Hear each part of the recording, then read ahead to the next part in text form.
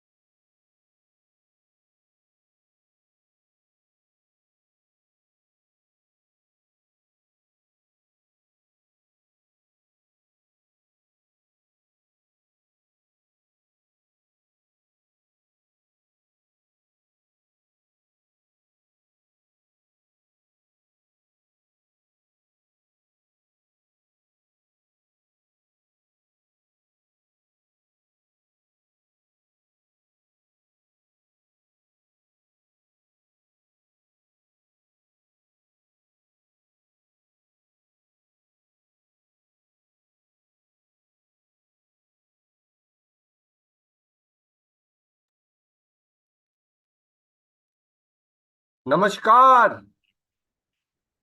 कैसे हैं? Good morning everyone. 16वें दिन पे हम पहुंच गए हैं सफर के, और इतना उत्साहित हूँ, इतना एक्साइटेड हूँ आपके साथ आज। और ये सुनहरा सफर जो हमारा अभी तक रहा है, जो हमने शुरू किया था पहले दिन, जब हमने जाना था व्हाई हेल्थ, व्हाई नाउ, वो अर्जेंसी जो इस देश को 140 करोड़ लोगों को इंतजार है कि वो उनकी जिंदगी में हम कैसे ये मॉर्निंग न्यूट्रिशन को ढालने वाले हैं।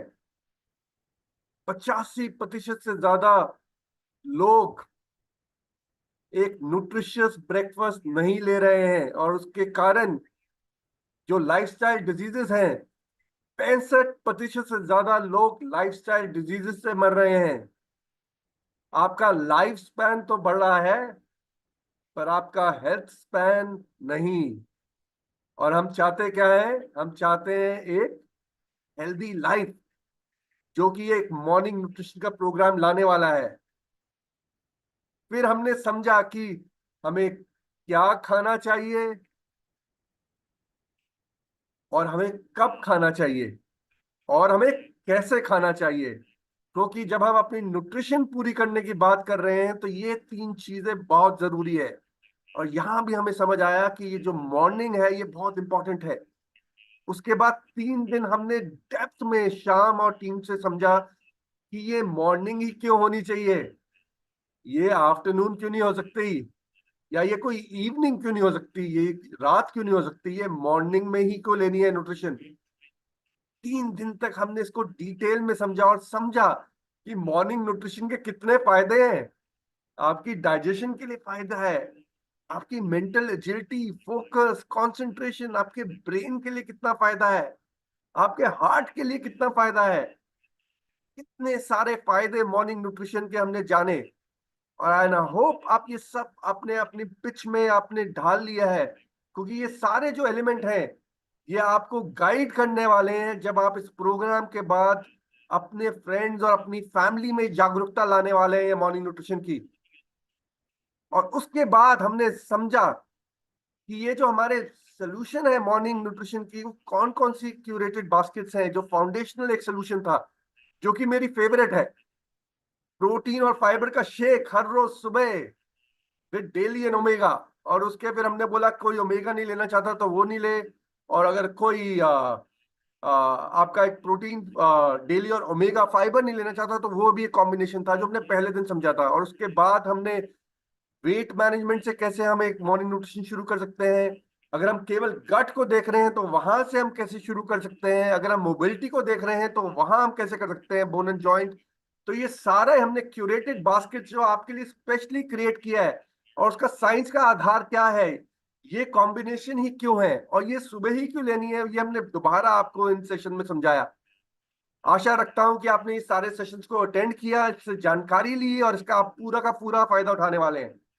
ये भी आशा रखता हूं कि आप शाइन को जरूर फॉलो कर रहे हैं। और शाइन क्या था, हर रोज सुबह भगवान को थैंक यू बोलना, एक ग्रैटिट्यूड करना कि अब हम और लोगों की जिंदगी को बदलने वाले हैं, और लोगों की जिंदगी में मॉर्निंग न्यूट्रिशन लाने वाले हैं। And have your nutrition. आज आपका शेक आपके साथ है या नहीं है, हर मीटिंग में आपके साथ रहना चाहिए। और 21 दिन के बाद तो हर रोज अपना शेक लेके आपने अपने हर ग्रुप में डालना है, और ये देखना है कि आपके साथ साथ आपकी कम्युनिटी भी वो कर रही है। और उसके बाद अपने इंटेंशन, अपने गोल एक क्लैरिटी के साथ, एक क्लियर माइंड के साथ सेट करना कि आज मैंने कितने जीवन को छूना है, कितने लोगों की ट्रांसफॉर्मेशन लानी है, कितने लोगों की जिंदगी में बदलाव लाना है, कितनों में जागरूकता लानी है मॉर्निंग न्यूट्रिशन की। और हर रोज कुछ नया सीखना है, जैसे कि आज भी आप सीखेंगे। और एक्सरसाइज शुरू करनी है, पहला कदम जरूर रखना है। कितनी सारी एक्सरसाइजेज हम शेयर कर रहे हैं, let's make sure we are embracing that. तो ये सब जानकारी के बाद अगर लोग कन्विंस हो गए कि हाँ ये क्यूरेटेड बास्केट तो लेना है, मॉर्निंग न्यूट्रिशन तो जरूरी है, इतना सारे फैक्ट है, इतना सारा डेटा है, उसके बाद लोग पूछ सकते हैं कि हाँ प्रोटीन, डेली फाइबर, ओमेगा तो लेंगे, बट न्यूट्रलाइट क्यों, बाजार में और सस्ते भी तो हैं, वो क्यों ना ले। तो आज का जो सेशन है वो हम आपको ये जानकारी देने वाले हैं कि एक बारी जो वो कन्विंस हो गए, पहले आपने उनमें अर्जेंसी क्रिएट करी, अर्जेंसी के बाद आपने उनको मॉर्निंग का कॉन्टेक्ट सेट किया, मॉर्निंग कॉन्टेक्ट के बाद आपने उनके लिए क्यूरेटेड बास्केट सजेस्ट करी। और जब वो बास्केट पे कन्विंस हो गए तो उन्होंने पूछा यार दाम इतना ज्यादा है, ये न्यूट्रलाइट क्यों। तो ये न्यूट्रलाइट ईक्यू की जानकारी आज हम देने वाले हैं, और हमारे साथ डॉक्टर श्याम जुड़े हैं कैलिफोर्निया से। कितना एक्साइटेड रहता हूं मैं डॉक्टर श्याम को सुनने के लिए। Doctor Shyam, over to you. Jai ji. Good morning सबको मेरी तरफ से। वाह, क्या बढ़िया तरीके से आपने एक्सप्लेन किया। और यही मेरा मेरा अंकल का वही क्वेश्चन था, न्यूट्रलाइट क्यों। मुझे पता है कि डॉक्टर श्याम आप वहाँ काम कर रहे हैं, मुझे पता है, लेकिन क्यों न्यूट्रलाइट। तो मैंने जो आज मेरा टीम जो बताने वाले हैं, आपको समझ आएगा क्यों न्यूट्रलाइट। हमारा रिसर्च, हमारा लैब्स, हमारा पीपल। आज तो विवेक है हमारे साथ। वो हमारे एनालिटिकल लैब लीड कर रहे हैं। वो हमारे शाइनिंग स्टार है हमारे इंडिया के लिए और हमारे मार्केट्स के लिए। तो मैं बहुत खुश हूँ कि वो हमारे साथ है, और उनका जानकारी तो बहुत बहुत डीप है। तो ये एक अनोखा व्यक्ति है हमारे साथ, हमारे एक वैज्ञानिक जो सच में सोचते हैं और वो काम भी करते हैं इसी इतनी जोरदार। तो मुझे बहुत पसंद है कि वो खुश है कि मैं वो आज हमारे साथ में है। लेकिन विवेक आने से पहले मैंने, जैसे कि अजय अजय ने बताया कि हेल्थ स्पैन है हमारे one of the most important हमारा हेल्थ के लिए, राइट। हमारा हेल्थ स्पैन है, लॉन्ग लाइफ तो सब जी सकते हैं, लेकिन हेल्थ स्पैन, जो जहाँ हम हमें बीमारी नहीं पड़ते, हमारा बीमारी हो यू नो, सो उससे बचने के लिए क्या है, क्या क्या तरीका है। और मैंने ये भी पूछा कि कौन सा ऑर्गन्स है जो हेल्थ स्पैन को कंट्रोल कर सकते हैं। तो वहां तो मैं मुझे समझ में आ गया कि 6-7 ऑर्गन्स है।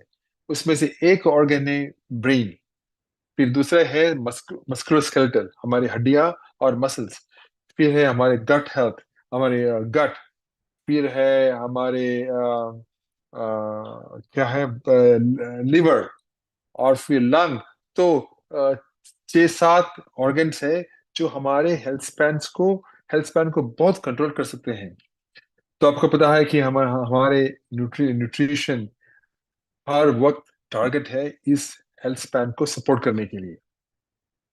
लेकिन आज मैं वो एक ऑर्गन के बारे में बात करूंगा जो हेल्थ स्पैन के लिए बहुत इंपॉर्टेंट है, वो है ब्रेन, हमारे दिमाग की, राइट। तो आज मैं आपके एक इंटरेस्टिंग रिसर्च शेयर करना चाहता हूं जो नेचर एजिंग में पब्लिश हुई थी। किस महीने में? इस महीने में, फ्रेश। और नेचर एजिंग एक इतना बढ़िया जर्नल है, साइंटिफिक जर्नल है, जो उसमें पब्लिश करते हैं। मैं तो उनको नमस्कार ही बोलता हूँ, क्योंकि वो उनका उनका वो वैज्ञानिक तो बहुत अलग होते हैं। तो ये स्टडी बताते हैं कि हमारी डाइट कैसे हेल्थी ब्रेन एजिंग को सपोर्ट कर सकती है। और कॉग्निटिव डिक्लाइन, जिसके मतलब है कि हमारे हमारे जो यू नो अलर्टनेस है, जो आईज ईयर्स सब, कॉग्निशन, हमारे अंडरस्टैंडिंग, ब्रेन की अंडरस्टैंडिंग, उसको स्टॉप कैसे कर सकते हैं। तो रिसर्चर्स ने कुछ स्पेसिफिक न्यूट्रिएंट्स को आइडेंटिफाई किया है जो ब्रेन हेल्थ और कॉग्निटिव फंक्शन को एनहांस करते हैं। वेरी इंटरेस्टिंग, बहुत बहुत बढ़िया स्टडी। तो इस स्टडी में 100 एडल्ट ले लिया जो 65 से 75 साल के थे। रिसर्चर्स ने दो ब्रेन हेल्थ में बांटा। क्योंकि वो कैसे बांटा उन्होंने? उन्होंने 100 एडल्ट्स को इंटरव्यू किया और उनका ब्रेन का इमेजिंग भी किया, जैसे एमआरआई, पीईटी का इमेजिंग सब किया। और समझ में आ गया कि इसमें दो ग्रुप हैं। एक ग्रुप जो 65 to 75 साल के हैं, लेकिन उनका ब्रेन का एज बहुत ज्यादा है। दूसरे ग्रुप है 65-75 के ही ग्रुप है, लेकिन जब उन्होंने स्कैन किया और इंटरव्यू ले लिया, उनको पता पता लगा कि ये ग्रुप जरा, उनका ब्रेन जरा जवान है। तो उनका क्वेश्चन ये था कि क्यों जवान है इनके ब्रेन? क्या कुछ फैक्टर्स है इनके ब्रेन पे? क्या खाते हैं इन लोग? इन, क्यों इनका इनका दिमाग इतने यंग रहते हैं? तो उनको बोलते हैं डिलेड एजिंग। उनका एजिंग डिले हो गया, राइट। तो डिलेड एजिंग का की न्यूट्रिएंट प्रोफाइल में ऑलमोस्ट 13 एसेंशियल न्यूट्रिएंट्स पाए गए। 13 एसेंशियल न्यूट्रिएंट्स, उसमें से मैं कुछ बताऊंगा आपको। एक था मेरा फेवरेट, ओमेगा 3 फैटी एसिड्स। जी, ओमेगा 3 फैटी एसिड्स वो लिंक है हमारे डिलेड ब्रेन एज के लिए, ब्रेन एजिंग को रोकने के लिए। उसमें ओमेगा 3 फैटी एसिड्स में उन्होंने पाया गया कि एएलए और ईपी है, दो important nutrients omega 3 fatty acids के। दूसरे फैमिली है लूटीन और जियाजांदीन। आपको पता है अमेरिकी प्रोडक्ट लूटीन जियाजांदीन के। सो लूटीन और जियाजांदीन भी थे उसमें। फिर तीसरे है विटामिन ई, और फोर्थ है खोलिन।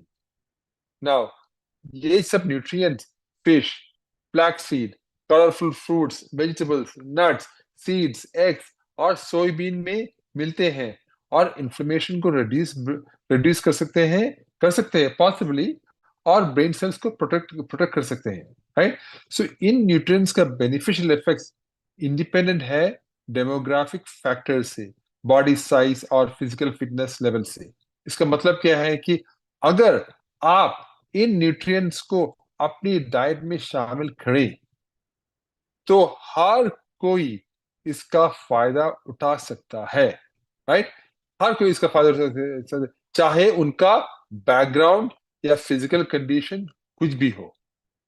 ये यही रिसर्चेस बताते हैं, हमें सूचना देती है कि अगर आपको इन बेनिफिशियल न्यूट्रिएंट्स हैं आपके ब्लड में, इसका मतलब है कि आप पॉसिबली पॉसिबली इनके ये जो सब्जेक्ट देखे उनका उनका ब्रेन हाइपोथेसिस था कि सिद्धांत था कि because of this omega 3 fatty acids, lutein, जियाजिन, विटामिन ई, कोलिन, इसके लिए इनका ब्रेन ब्रेन का एजिंग जरा डिले हो गया, राइट। तो ये है एक कमाल का स्टडी। तो ये फाइंडिंग्स दिखाती है कि डाइट का ब्रेन हेल्थ पर कितना पावरफुल इम्पैक्ट हो सकता है। देखो, हमारी कॉन्शियस डाइटरी चॉइस से हम हेल्थी ब्रेन एज को प्रमोट कर सकते हैं और कॉग्निटिव फंक्शंस के इंप्रूव कर सकते हैं। ये एक बहुत होपफुल और प्रैक्टिकल पैथ है, राइट। आइए इस नॉलेज को अपनाइए और इन वाइटल न्यूट्रिएंट्स को अपनी डेली मील्स में शामिल करें एक ब्राइटर हेल्थियर फ्यूचर के लिए, राइट।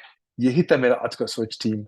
चलिए अब मिलेंगे shining star, one of M a shining star, Vivek Parashar. Vivek, tell us about why Nutrilite, Nutrilite क्यों? Yeah, good evening, Dr. Sham. Good morning, everyone. Morning. Please confirm if my voice is audible. Yes, clear. Yeah. So thank you, Dr. Sham. आप हर दिन जो अपनी नई नई research की summaries हमें बताते हैं, हम सबको एनलाइटन करते हैं, ये अपनी हेल्थ और अपनी वेलबींग का ध्यान रखने के लिए, अपने आप के लिए और अपने परिवार और अपने समाज और अपनी कम्युनिटी के लिए। अजय सर ने भी बात की कि हम वाई न्यूट्रलाइट, जब मार्केट में कई सारे ऑप्शंस अवेलेबल हैं और अगर हम इस चीज़ के लिए अवेयर हैं कि हेल्थ सप्लीमेंट्स की ज़रूरत है, उसके बाद भी क्यों हम सिर्फ न्यूट्रलाइट पर भरोसा करें। सबसे पहले तो मैं उन लोगों को भी थैंक यू देना चाहता हूं जिन्होंने इतने साल वर्षों से अपने भरोसे को, अपने विश्वास को न्यूट्रलाइट पर बनाए रखा है और अपनी सेहत को बेहतर बनाया है। प्लीज मुझे अलाउ करें मेरी स्क्रीन शेयर करने के लिए, and give me minute.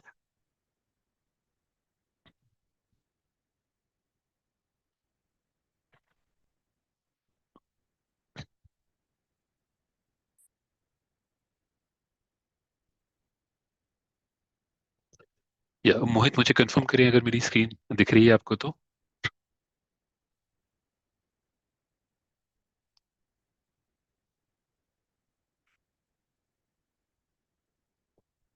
Mohit.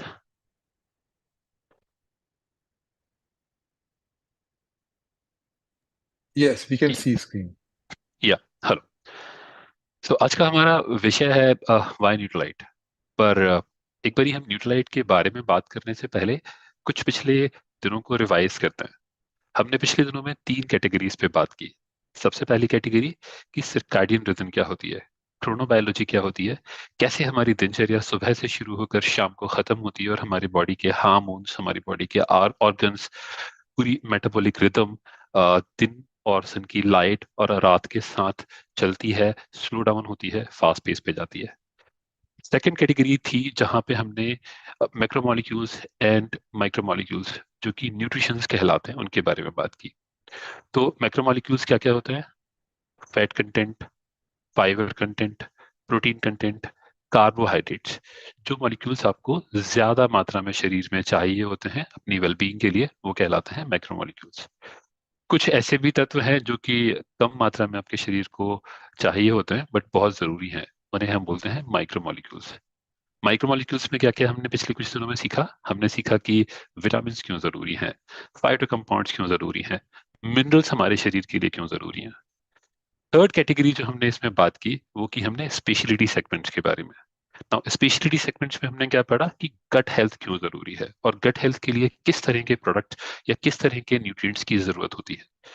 Second हमने पढ़ा हार्ट के बारे में या बोन्स के बारे में। हमने कई सारी कैटेगरीज के बारे में समझा और ये भी जाना कि क्यों इनका हमारे लिए बेहतर होना जरूरी है और ऐसे कौन से न्यूट्रिएंट्स हैं या वो मैक्रो या माइक्रो वो हमारे शरीर की इन स्पेशलिटी सेगमेंट कैटेगरीज को सपोर्ट करते हैं।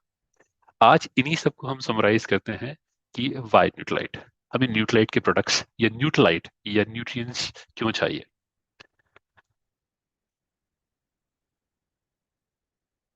Just give me a minute, there is a glitch I believe.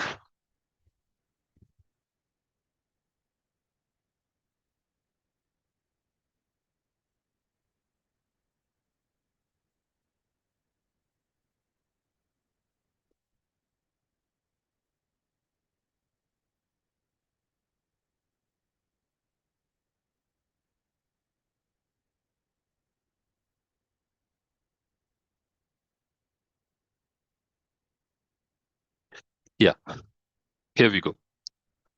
तो कुछ क्विक फैक्ट्स हैं हमारे लिए, जैसे न्यूट्रलाइट पूरे वर्ल्ड का कई सालों से विटामिन एंड डाइटरी सप्लीमेंट्स का नंबर वन ब्रांड है। न्यूट्रलाइट सिर्फ डाइटरी सप्लीमेंट्स में विटामिन का ही नहीं, प्रोटीन भी दुनिया का सबसे ज्यादा सेलिंग एंड सबसे बेहतरीन क्वालिटी प्रोडक्ट है। दुनिया का सबसे बड़ा प्रोटीन सप्लीमेंट ब्रांड न्यूट्रलाइट है। न्यूट्रलाइट हेल्दी फैट जो हमने समझा, ओमेगा सप्लीमेंट्स का भी इस पूरे विश्व का सबसे बड़ा ब्रांड है। न्यूट्रलाइट सिर्फ वर्ल्ड में विटामिन एंड डाइटरी सप्लीमेंट की हम जब बात करते हैं तो कई सारे प्रोडक्ट्स ऐसे होंगे जिनमें केमिकली सिंथेसाइज्ड मैक्रोमोलिक्यूल्स या माइक्रोमोलिक्यूल्स या एक्टिव्स यूज किए जाते हैं, जबकि न्यूट्रलाइट में उनके अपने फॉर्म्स हैं, अपने फॉर्म्स जो कि सर्टिफाइड ऑर्गेनिक फॉर्म्स हैं। वहां से इंग्रेडिएंट्स का सिलेक्शन करते हैं, इनको कल्टीवेट करते हैं, हार्वेस्ट करते हैं, और तब जाकर वो उनके एक्सट्रैक्ट या उनके एक्टिव कंपाउंड्स को अपने प्रोडक्ट्स में यूज करते हैं। इसीलिए वो बनते हैं दुनिया के सबसे बेहतरीन प्रोडक्ट्स, दुनिया का सबसे बेहतरीन ब्रांड। बट क्या यही एक वजह होनी चाहिए मुझे न्यूट्रलाइट प्रोडक्ट कंज्यूम करने के लिए? क्या दुनिया में और अलग कैटेगरीज में नंबर नंबर वन ब्रांड्स नहीं है? जैसे फोन में दुनिया का एक सबसे बेहतरीन फोन का ब्रांड होगा, या कार्स में there can be very good brand, shoes में दुनिया का एक नंबर वन ब्रांड हो सकता है। तो जस्ट बिकॉज की दुनिया में कई सारी डिफरेंट कमोडिटीज में एक नंबर वन ब्रांड है जो दुनिया का सबसे बड़ा ब्रांड है, क्या जस्ट बिकॉज वो एक रीजन हो सकता है मेरे लिए उन प्रोडक्ट्स को कंज्यूम करने का या उन प्रोडक्ट्स पे रिलाई करने का? सो इसको समझते हैं और बेहतर साइंटिफिक रिसर्चेस के रिजल्ट्स को एक बार रिव्यू करते हैं।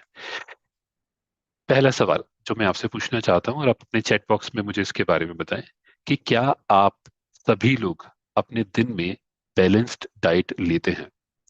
बैलेंस डाइट को लेकर आपने समझा हुआ है कि जिसमें लगभग 150 ग्राम फ्रूट्स हैं, लगभग 90 ग्राम पल्सेस हैं, लगभग 30 ग्राम नट्स हैं, जिसमें लगभग 240 ग्राम सीरियल्स होते हैं, और लगभग 350 ग्राम के आसपास वेजिटेबल्स होते हैं। प्लीज एक बार मुझे चैट बॉक्स में जरूर बताएं कि क्या आप अपनी दिनचर्या में, रोजमर्रा में, आप ये हेल्थ डाइटरी कंप्लाइंसेस को मीट करते हैं।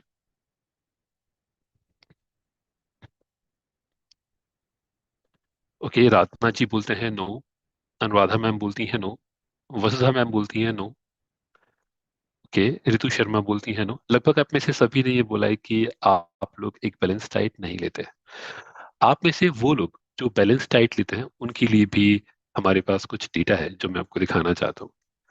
सबसे पहली चीज तो, कि जब हम खेतों में किसी फसल को उगाते हैं, उनकी हार्वेस्टिंग करते हैं, उनको वहां से निकालते हैं और गोदाम के थ्रू या मार्केट के थ्रू आप तक पहुंचाते भी हैं, उनमें लगभग लगने वाला जो एक दिन होता है वो, जैसे ग्रीन बीन्स के लिए लगभग 10 से 15 दिन में वो आपके पास तक कंजम्पशन के लिए डिलीवर किए जाते हैं। कैरेट्स में भी लगभग 9 से 10 दिन तक लगते हैं आप तक पहुंचने में। आप जानते हैं कि जिन एप्पल्स की आप बात करते हैं वो इस कंट्री के स्पेसिफिक रीजन्स में पाए जाते हैं, और अगर आप एक कंट्री के दूसरे रीजन्स में रहते हैं तो वहां तक पहुंचने में ये लगभग 10 से 15 दिन का टाइम, या हो सकता है 30 डेज का टाइम भी ले लें। आजकल कोल्ड स्टोरेज में बहुत लंबे वक्त तक फूड ग्रेन्स को और फ्रूट्स एंड वेजिटेबल्स को स्टोर किया जाता है।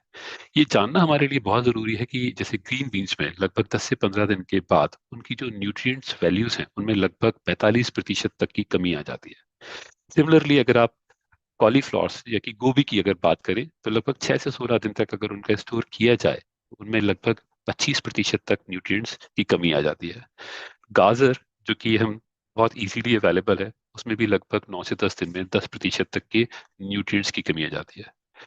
न्यूट्रिएंट्स की कमी आने के कई सारी और भी वजह हैं।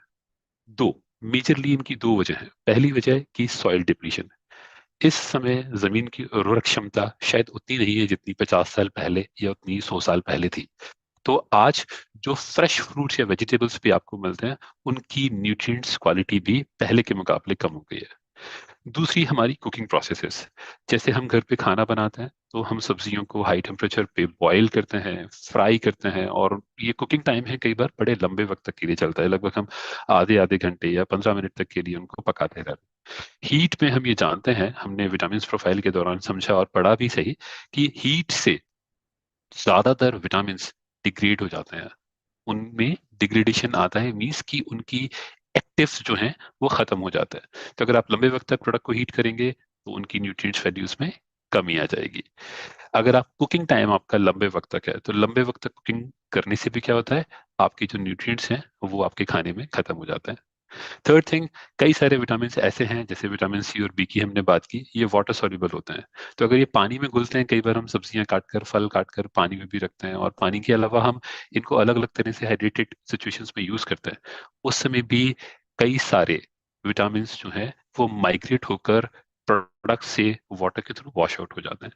तो एनीवे, जब हम पहले ही स्टोरेज कंडीशंस में हमने न्यूट्रिएंट्स लॉस कर दिए, फिर हमारी खाने की विधियों के थ्रू हमने न्यूट्रिएंट लॉस कर दिया, तो जो हमें खाने के दौरान जो न्यूट्रिएंट्स मिलते हैं वो डेटा बड़ा ही सरप्राइजिंग है।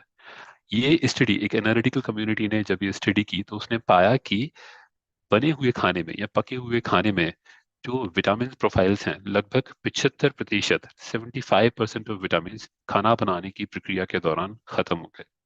मिनरल्स जो कि इन जनरल बहुत स्टेबल माने जाते हैं, जिन पे कि ह्यूमिडिटी का या टेम्परेचर का या ऑक्सीडेशन का बहुत ज्यादा फर्क नहीं पड़ता, ऑक्सीडेशन होता है बट उतना भी फास्ट नहीं, बट खाना बनाने की प्रक्रिया के दौरान ये पाया गया कि लगभग 54% मिनरल्स भी टाइम के साथ खत्म हो गए।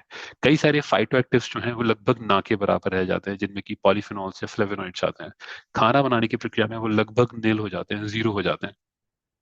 तो अगर आप एक ओवरऑल प्रोफाइल को देखें तो लगभग 50% से ज्यादा न्यूट्रिएंट्स आपने खो दिए होते हैं खाना बनाने की प्रक्रिया के दौरान, जिसमें एक बहुत बड़ा फैक्टर आता है कि ये सॉइल डिप्लीटेड होने की वजह से ये न्यूट्रिएंट्स पहले ही फूड में कम होते हैं। तो अगर 10 से 15% आपने फूड में पहले खो दिए, लगभग 50-55% आपने खाना बनाने की प्रक्रिया के दौरान खो दिए, तो लगभग आपने 60 से 70% न्यूट्रिएंट्स इस पूरी प्रोसेस में खो दिए। तो आपको मिलता है बहुत कम। अब फिर से मैं वही सवाल पूछता हूँ कि वाई न्यूट्रलाइट?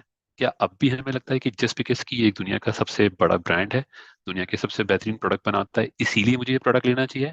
या मुझे अब अपने आप से सवाल करना चाहिए कि सच में जो मैं खाता हूँ क्या वो बैलेंस डाइट है? बैलेंस डाइट के अलावा मुझे ये भी जानना होगा कि इवन जो, अगर मैं कंसीडर करके चलता हूँ कि ये एक बैलेंस्ड डाइट है, तभी भी जो प्रोसेसेस मैं अप्लाई करता हूँ मेरे खाने बनाने के लिए, क्या वो सच में मुझे इन द एंड जाकर पूरी न्यूट्रिएंट रिच प्रोफाइल देते हैं? अच्छा, एक और सवाल है मेरा आपसे। मैं आपसे न्यूट्राइट के और कंपोनेंट के बारे में बात करूं, उससे पहले आप मुझे ये बताएं कि आप में से कितने लोग हैं जो साल में लगभग एक बार अपने ब्लड प्रोफाइल या अपने हेल्थ का चेकअप कराते हैं। साथ में मुझे ये भी बताएं कि कितने प्रतिशत लोग, आपको लगता है कि लगभग कितने प्रतिशत लोग भारत में ऐसे हैं जो लगभग साल में एक बार अपने ब्लड की प्रोफाइलिंग या अपने कंप्लीट हेल्थ चेकअप कराते हैं? प्लीज, मैं आपके आंसर्स का, रिस्पॉन्सेज का वेट कर रहा हूँ। अपने YouTube कमेंट सेक्शन में जाके मुझे बताइए।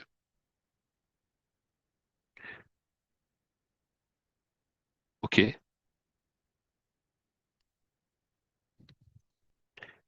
नैन्सी लिखते हैं नो। काफी सारे लोगों की, प्रीति मैम ने लिखा हुआ है कि नो। ओके, शुभ्रांशु लिखते हैं यस। यस, नारद जी लिखते हैं नो। एक बड़ी चीज स्टडी बताता हूँ मैं। अगर आप सर्च करेंगे तो पाएंगे कि इंडिया में अर्बन पॉपुलेशन जो है, जिसमें लगभग 12% लोग ही अपने साल में हेल्थ चेकअप कराते हैं, लगभग 85% से ज्यादा लोग ये टेस्ट नहीं करवाते। विलेज पॉपुलेशंस में यही डेटा जो है, लगभग 95% लोग अपने health checkup annual routine basis पे नहीं करवाते, लगभग 5% करवाते हैं। अगर हम इनका ओवरऑल एवरेज निकालें पूरे भारत का, तो लगभग 8 से 9% लोग ही ऐसे हैं जो साल में अपनी कंप्लीट हेल्थ चेकअप को करवाते हैं। इनमें से भी काफी सारे लोग जो ऑफिसेस में या अपने हेल्थ इंश्योरेंस की वजह से करवाते हैं, हमारे अंदर वो जील नहीं है। उसकी वजह है कि इवन मैं अपने घर पे भी बात करूं तो मेरी माँ से अगर मैं कहूं कि आपने आपका हेल्थ चेकअप कराते हैं, आपकी एक ब्लड प्रोफाइल कराते हैं, तो उनका सबसे पहला डर रहता है कि एक बारी अगर ब्लड चेक कराने गए या हेल्थ चेकअप कराने गए तो कोई ना कोई खामी, कोई ना कोई कमी डॉक्टर जरूर निकाल देगा। डॉक्टर का काम ही होता है खामियां निकालना, तो वो खामियां निकाल देगा और मैं तो बेहतरीन हूँ। कई बार हमारी सोच की वजह से हम बड़े परेशान होते हैं। हेल्थ की क्रिटिकलिटीज को, हेल्थ में हमारी न्यूट्रिएंट्स प्रोफाइल किस तरह की है, हमारी फैटी एसिड प्रोफाइल कैसी है, हमारा हार्ट कैसे काम करता है, हमारी ब्लड प्रोफाइल कैसी है, इस सब के बारे में जानने का हमें अधिकार भी है और हमारी जिम्मेदारी भी है। और ये हम उम्र के जितने जल्दी इस शुरुआती पड़ावों में ये काम करेंगे, उतना ही हम बेहतर जिंदगी गुजारेंगे। डॉक्टर श्याम ने अपनी बात के दौरान कहा कि जिंदगी जितनी होनी चाहिए उतना ही जरूरी है हमारा हेल्थ स्पैन। अगर हमारा हेल्थ स्पैन ठीक है तो हम ज्यादा बेहतर जिंदगी गुजारते हैं। इसीलिए अब हम और बात करेंगे कि क्यों हेल्थ सप्लीमेंट हमें चाहिए। हम अगर सच में अपने लिए जिम्मेदार हैं तो हमें जानना होगा कि हमारी प्रोफाइल्स हम कराएं। हमारी प्रोफाइल्स में जिन सब्सटेंसेस की कमी निकल के आती है उनके बारे में हम हेल्थ सप्लीमेंट्स लेनी शुरू करें। अब हम हेल्थ सप्लीमेंट्स में, जैसे अजय सर ने अपनी बातों के दौरान कहा कि मार्केट में कई सारे सस्ते ऑप्शंस अवेलेबल हैं, कई सारे ऐसे ऑप्शंस भी अवेलेबल हैं जो इजी मिल जाएंगे आपको, आप बाहर जाएंगे और जाते से ही आपको मिल जाएंगे। बट फिर हम क्यों न्यूट्रलाइट के बारे में बात करते हैं? क्योंकि न्यूट्रलाइट की जो फिलॉसफी है वो है प्लांट फॉरवर्ड। हमारा न्यूट्रलाइट का पूरा कॉन्सेप्ट 5 फाउंडेशनल पिलर्स पे टिका हुआ है, जिनमें सबसे पहला आता है प्लांट फॉरवर्ड, दूसरा आता है सेफ एंड प्योर, तीसरा आता है इफेक्टिवनेस, फोर्थ आता है बैलेंस्ड प्रोफाइल, एंड फिफ्थ आता है एनवायरमेंटल स्टीवर्डशिप। इन पांचों पिलर्स को हम वन बाय वन समझते हैं। सबसे पहला है प्लांट फॉरवर्ड इनोवेशन। अच्छा, एक चीज हमें समझने की जरूरत है कि हम किसी भी कंपाउंड में, किसी भी फॉर्मुलेशन में 3 तरह के इंग्रेडिएंट हो सकते हैं। सबसे पहला इंग्रेडिएंट हो सकता है जो केमिकली सिंथेसाइज्ड किया गया हो, केमिकल प्रोसेसेस के थ्रू बनाया गया हो। दूसरा हो सकता है एनिमल डेराइव्ड, कि हमने पशुओं से, जैसे पशुओं की चर्बी से हम फैट एक्सट्रैक्ट कर लेते हैं और फिर उस फैट को देना लोगों को शुरू कर देते हैं। तीसरा होता है जहां हमने नेचुरल प्रोडक्ट्स को यूज करना शुरू किया, एग्रीकल्चरल प्रोडक्ट्स को, हर्बल प्रोडक्ट्स को यूज करना शुरू किया। तीनों कैटेगरीज में से कौन कौन सी तीनों category? Chemically synthesized, animal derived and plant originated. इन तीनों कैटेगरीज में साइंस ने प्रूव किया है कि natural sources, plant origin, agricultural sources से मिलने वाले तत्व ज्यादा बेहतर होते हैं। आपकी बॉडी में उनकी बायो अवेलेबिलिटी ठीक होती है, उनके उनके साइड इफेक्ट्स कम होते हैं। आप इसे सभी लोग, चाहे स्पाइसेस के नाम पर या आप घर पे आने वाली फूल फल सब्जियां, ये आप बचपन से अब तक कंज्यूम करते चले आ रहे हैं और आपने पाया कि इनके साइड इफेक्ट्स तो एटलीस्ट नहीं होते आपको। तो ये ज्यादा बेहतर प्रोडक्ट माने जाते हैं। इसीलिए हम हमारे रिसर्च के दौरान ये इंश्योर करते हैं कि हमारे सारे बॉटनिकल फाइटोन्यूट्रिएंट रिच हों। हम उनकी कल्टीवेशन, उनकी प्रोसेसिंग इस तरह से करते हैं कि उनके नेचुरल इंग्रेडिएंट्स प्रिजर्व्ड रहें, खत्म ना हो। और इस तरह से हम ये इंश्योर करते हैं कि आप तक पहुंचे दुनिया के सबसे बेहतरीन प्रोडक्ट। जब हम बात करते हैं सेफ्टी की, तो सेफ्टी में बेसिकली 3 तरह की फिलोसफीज या 3 तरह के कॉन्सेप्ट होते हैं। सबसे पहला ग्रीन या क्लीन प्रोसेसेस। जैसे हमने अगर किसी एक्टिव कंपाउंड का एक्सट्रैक्शंस करना है, पर से हमने हल्दी में से करक्यूमिन निकालना है या अश्वगंधा में से हमने विथेनोलाइट कंटेंट निकालना है, क्योंकि इनके एक्टिव्स जो होते हैं वही आपकी बॉडी में बेहतर रिजल्ट्स या एफिकेसी प्रोवाइड कराते हैं। उनको निकालने के लिए कई लोग होंगे जो शायद हार्मफुल केमिकल्स का इस्तेमाल करते होंगे, जिनमें मिथेनॉल हो सकता है, एसीटोन हो सकता है, एसीटोनाइट्राइल हो सकता है। हम एमवे में ये इंश्योर करते हैं कि हमारी प्रोसेसेस ग्रीन प्रोसेसेस रहें। ग्रीन प्रोसेसेस में क्या होता है? हम सिर्फ हाइड्रो अल्कोहलिक सब्सटेंसेस ही यूज करते हैं जो कि परमिटेड हैं, जिनमें अल्कोहल आता है और पानी आता है। अल्कोहल को भी हम रॉबस्ट टेस्टिंग के थ्रू ये इंश्योर करते हैं कि उसके रेसिड्यूज प्रोडक्ट्स में ना रहें। रॉबस्ट टेस्टिंग में जब हम बात करते हैं तो लगभग 200 से ज्यादा टेस्ट पैरामीटर्स पर एक प्रोडक्ट का इवैल्यूएशन किया जाता है। ये चेक किया जाता है कि प्रोडक्ट सच में बेहतर है, इसमें कोई भी कंटामिनेंट्स तो नहीं। कौन कौन से कंटामिनेंट्स होते हैं? अफ्लाटॉक्सिन्स हो सकते हैं, माइकोटॉक्सिन्स हो सकते हैं, पेस्टिसाइड्स हो सकते हैं, एंटीबायोटिक्स हो सकते हैं, नॉट्स हो सकते हैं। तो ये लगभग 200 टेस्ट पैरामीटर कंडक्ट करने के बाद हम ये इंश्योर करते हैं कि आपके प्रोडक्ट्स सारे कंटामिनेंट से फ्री हैं। अगला पॉइंट है, या अगला पिलर है इफेक्टिवनेस। कोई भी प्रोडक्ट की एफिकेसी स्टेब्लिश कब की जा सकती है? जब वो प्योर हो, किसी भी इम्प्योर प्रोडक्ट में या किसी भी नॉन पोटेंट प्रोडक्ट में जिसकी अपनी पोटेंसी कम है, उससे आप इफेक्टिवनेस प्राप्त नहीं कर सकते। आपको बहुत जरूरी है कि आप सेफ एंड प्योर प्रोडक्ट का कंजम्पशन करें। तो हमें क्या करना होता है, हम ऐसे इंग्रेडिएंट्स का यूज करते हैं जिनकी एफिकेसी प्रूवन है। जैसे अश्वगंधा की एफिकेसी प्रूवन है, साइंटिफिक डॉक्यूमेंट्स उसको सपोर्ट करते हैं, so we use that kind of product line. हम हल्दी की बात करते हैं, हम तुलसी की बात करते हैं, हम इवन हमारे विटामिन प्रोफाइल्स पर से हम कैल्शियम की बात करते हैं, सारे हमारे प्लांट सोर्स से ओरिजिनेट होते हैं और इनकी एफिकेसीज प्रूवन है। एक वर्ड होता है स्टैंडर्डाइजेशन पर से। आप इस बार घर पे भी गर्मियों के सीजन है, तरबूज वाटरमेलन खाते होंगे। कई बार आप वाटरमेलन को कटवा कर देखते हैं कि वो लाल है, मीठा है, ठीक है। कई बार आप वो नहीं भी करते। हर बार जो तरबूज आप घर पे लेके आते हैं उसकी क्वालिटी अलग हो सकती है, उसकी मिठास अलग हो सकती है, उसका टेस्ट थोड़ा सा वेरी कर सकता है। आपको कई बार अच्छा लगेगा, कई बार नहीं। स्टैंडर्डाइजेशन का फायदा ये होता है कि ये जो वेरिएशन, जो आप हर बार जब एक नए प्रोडक्ट को खरीदते हैं बाजार से, तो उसमें आने वाले वेरिएशंस को रिमूव करना। अगर मैं कहता हूं कि अश्वगंधा, तो अश्वगंधा में एक्टिव पाया जाता है विथेनोलाइट कंटेंट। अगर मैंने मेरी प्रोडक्ट्स का स्टैंडर्डाइजेशन विथेनोलाइट कंटेंट पे किया है, तो हम ये इंश्योर करते हैं कि साल में किसी भी सीजन में अश्वगंधा की क्रॉप को हार्नेस किया जाए। इंडिया के या दुनिया के किसी भी रीजन से जब हम अश्वगंधा की रूट या उसके एक्सट्रैक्ट को लेकर आए, उसमें पाया जाने वाला विथेनोलाइट कंटेंट सेम हो, उसका कॉन्सेंट्रेशन वेरी ना करे, उसके सेफ्टी एस्पेक्ट्स बरकरार रखें। इस पूरी प्रोसेस को कहते हैं हम स्टैंडर्डाइजेशन। और इसको हम कैसे करते हैं, साइंटिफिकली वैलिडेटेड डोजेस बनाकर भी।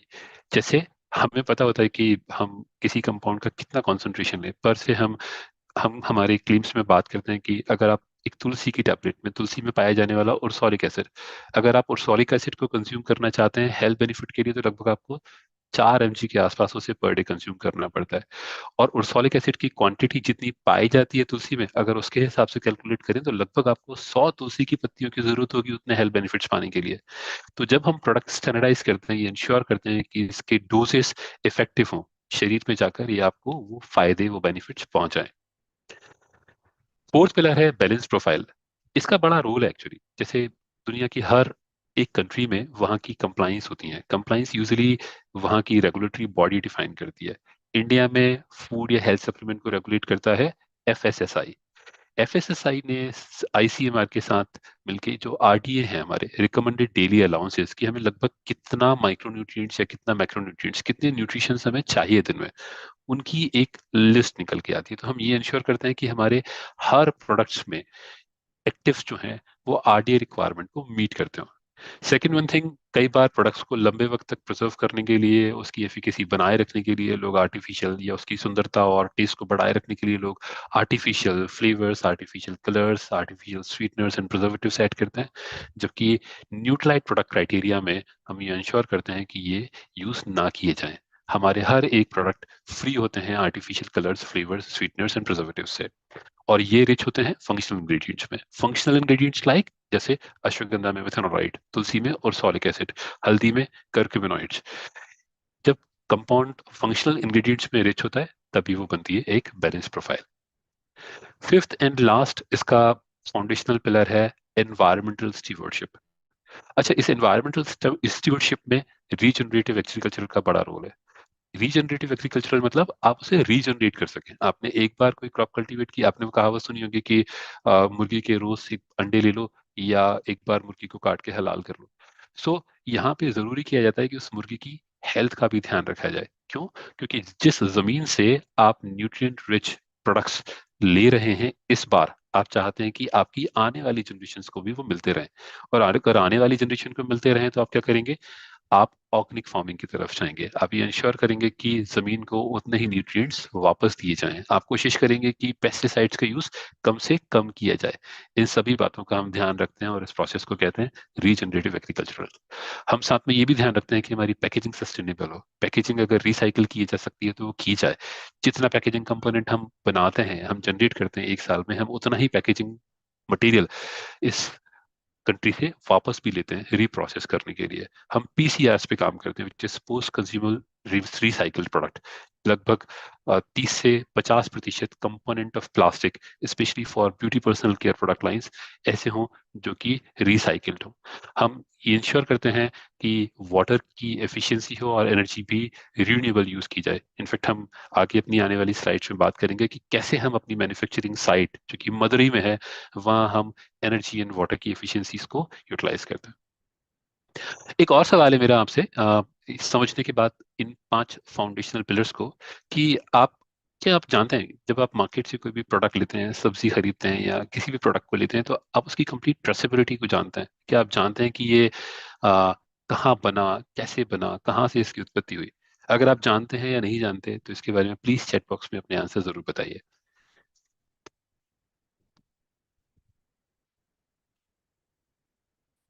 Okay, I am waiting for the responses.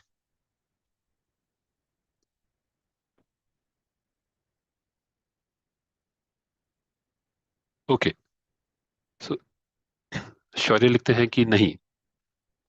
Yes, हम में से ज्यादातर लोग ये नहीं जानते कि प्रोडक्ट कहाँ डेवलप हुआ है, इसके रॉ मटेरियल्स या रॉ इंग्रेडिएंट्स कहाँ से आए, हम ये नहीं जानते। आप जो घर पे फोन यूज करते हैं, आप उसकी मैन्युफैक्चरिंग या असेंबलिंग साइट के बारे में तो जानते हैं, बट उसमें यूज होने वाले लगभग 150 कंपोनेंट कहाँ बने, कैसे बने, किस तरह से वो प्रोड्यूस हुए है, आप उसके बारे में नहीं जानते।